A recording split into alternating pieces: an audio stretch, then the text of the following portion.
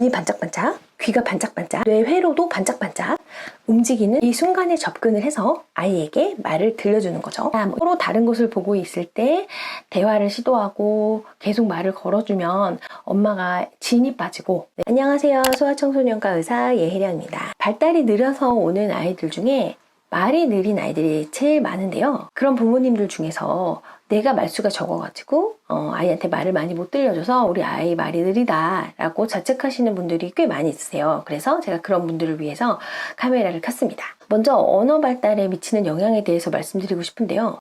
언어 발달 속도는 환경적 요인 뿐만이 아니라 선천적 요인도 굉장히 큽니다. 모든 가정 환경 아이들이 다 언어 발달 수준이 똑같은 게 아니잖아요. 어떻게 해도 바꿀 수 없는 부분이 있다는 거죠. 언어 발달을 촉진할 수 있는 그런 환경을 만들어 보는데 이제 한번 하는 데까지 해보자. 근데 이게 사실 아주 어렵지는 않아요. 그래서 오늘부터 몇 가지 말씀드려 볼게요. 제가 최근에 언어 발달과 관련해서 이제 집담회를 방문을 했는데 거기서 어머님들한테 도움이 될 만한 이야기를 많이 듣고 와서 저 혼자 알고 있을 수 없어서 이렇게 또 풀어드리도록 하겠습니다. 먼저 가장 중요한 거는 첫 번째, 타이밍을 잘 노려라 입니다. 아이들이 신나고 재밌을 때 그때 다 배우려는 에너지가 뿜뿜하잖아요. 귀도 열려있고 눈도 열려있고 바로 이 타이밍, 바로 공동주시 타이밍이에요.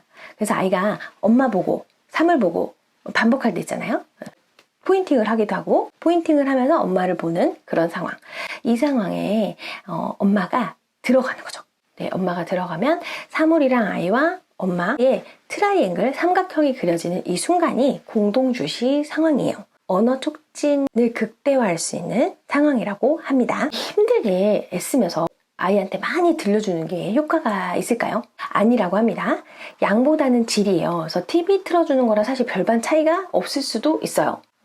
일방적으로 말을 막 많이 해주는 경우에는 언어 발달 촉진에 도움이 안 된다는 거죠. 이거 볼까? 이거 뭐라고 하지? 이거 포도라고 해볼까? 이렇게 이야기하는 거는 쌍방형 의사소통이 아니고 일방형 의사소통이고 명령형 언어가 되는 거죠. 눈이 반짝반짝, 귀가 반짝반짝, 뇌 회로도 반짝반짝 움직이는 이 순간에 접근을 해서 아이에게 말을 들려주는 거죠. 그럼 뭘 말해줘야 될까요? 아이가 할 수 있는 범위에서 살짝만 살을 붙여주면 돼요. 하지만 서로 다른 곳을 보고 있다? 그러면 에너지를 괜히 낭비하고 있는 그런 순간이 될 수도 있습니다. 제 아이의 예전 과거 영상을 쭉 돌려보다가 하와이에 있는 모 동물원에서 이 공동주시 타이밍을 발견을 했습니다. 초등학생이 된 저희 아이에게 양해를 구하고 흔쾌히 동의를 받아서 보여드리도록 하겠습니다. 아들 사랑해. 안녕. 고마워. 그래서 아이가 새 단어 수준으로 말을 할 수 있으면 새를 끊어주는 말만 좀 덧붙여주면 돼요. 아이가 지금 하고 있는 행동을 그냥 읽어줘도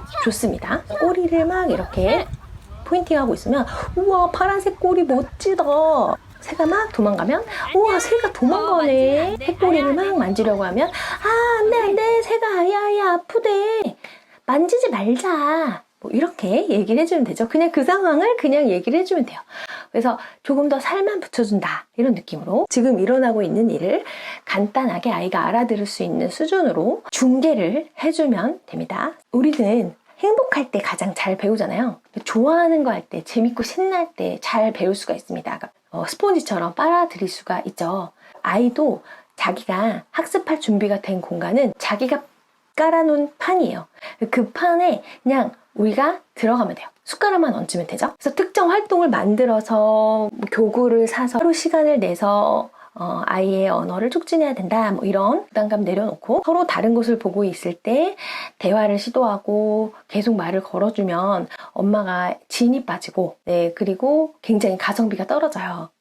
아이 밥도 먹여야 되지, 집안일도 해야 되지, 엄마도 쉬어야 되잖아요. 드라마도 보고 커피도 마시고 엄마의 시간도 필요한데 아이한테 온전히 계속 매달려서 이야기를 해줄 수는 없는 거잖아요. 효율적으로 가성비 높여서 에너지를 사용하시면 좋을 것 같아요. 첫 번째 방법은 어휘력을 키워주는 방법이고요. 두 번째 방법은 스피치 능력을 키워주는 방법이에요. 턴테이크, 핑퐁 대화법입니다. 이때는 사실 내용이 그렇게 중요하진 않아요. 중요한 거는 2, 3초 내로 굉장히 빠른 시간 내에 아이의 말에 반응을 해주는 거예요.